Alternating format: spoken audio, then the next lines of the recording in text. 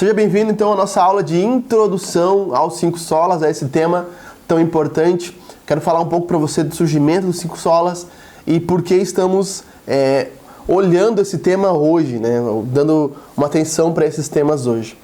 Então, o contexto histórico dos 5 solas, ele não é um contexto muito definido, ninguém sabe quem primeiro cunhou esses termos, né? Esses 5 solas, mas identificou-se assim na história do protestantismo que havia uma ênfase muito grande em 4 desses 5 solas, e o resultado desses 4 solas se tornou o 5º sola, que é o Soli Deo Gloria.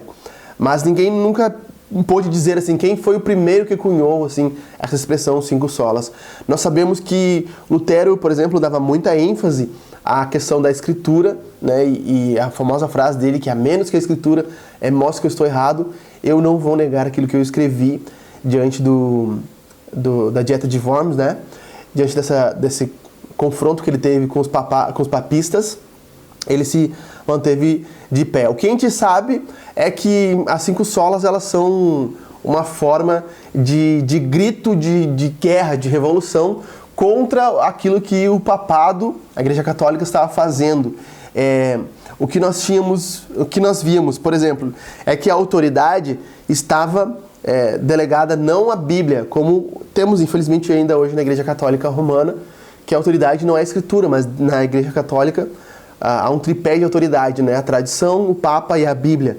Então os reformadores, na época, começaram a afirmar que a Escritura, sim, era autoridade. Também, com relação à salvação, eles começaram a falar que só Cristo é quem salvava e não os sacramentos, conforme ainda se crê na Igreja Católica, ou dos 7 sacramentos que tem, inclusive a extrema-unção tendo um poder especial de salvar aquele que está diante da morte. Também contra a busca da salvação pelas boas obras, se gritou sola gratia, enfim, ao ponto de dizer que é somente a graça que nós temos a salvação. Também em busca de confirmar o meio pelo qual os cristãos eram salvos, era através da fé em Jesus, colocando a nossa confiança no que Jesus fez. E por fim, o resultado final, como eu disse, dessas 4 solas, os reformadores entenderam, era que Deus era glorificado da maneira certa. Então esses 5 solas, esses 4 solas traziam a glória para Deus da forma correta que a gente enxerga, e por isso diziam que Soli Deo Gloria. Então nós temos essa origem reformada. Aqui na nossa comunidade local, nós somos uma igreja que segue a tradição reformada, somos calvinistas aqui, enfim, não vamos adentrar nesses pormenores, mas temos essa visão.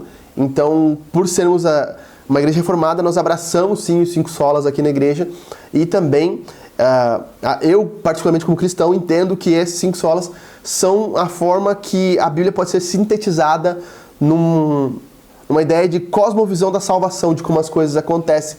Isso é muito importante, por quê?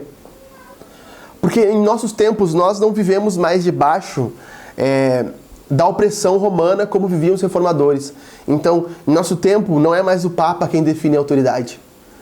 Mas ao contrário, nós temos visto que a autoridade está sendo delegada à autonomia. O sujeito, ela é subjetiva. Quem diz o que é verdade e o que não é verdade? Não é mais a Escritura, não é mais a Bíblia.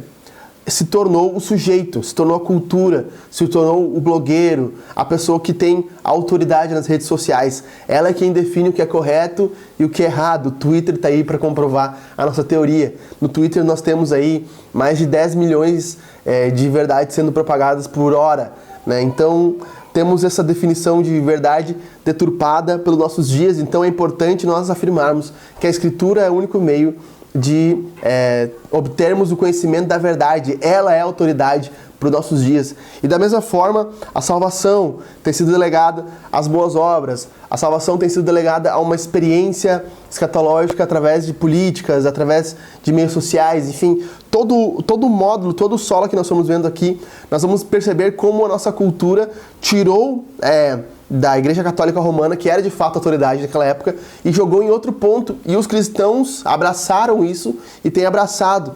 Então é importante nesse módulo, a gente ter essa atenção de como, por exemplo, o Sola Scriptura, ele vai confrontar as autoridades que se encontram no mundo e vai tentar redirecionar o nosso senso de verdade e autoridade para a Escritura, fazendo com que cristãos dos mais comuns entendam que a Bíblia é quem define o que é o certo e o que é o errado. Isso é básico, eu sei, mas as coisas básicas precisam ser ditas, às vezes, porque as pessoas não têm essa noção.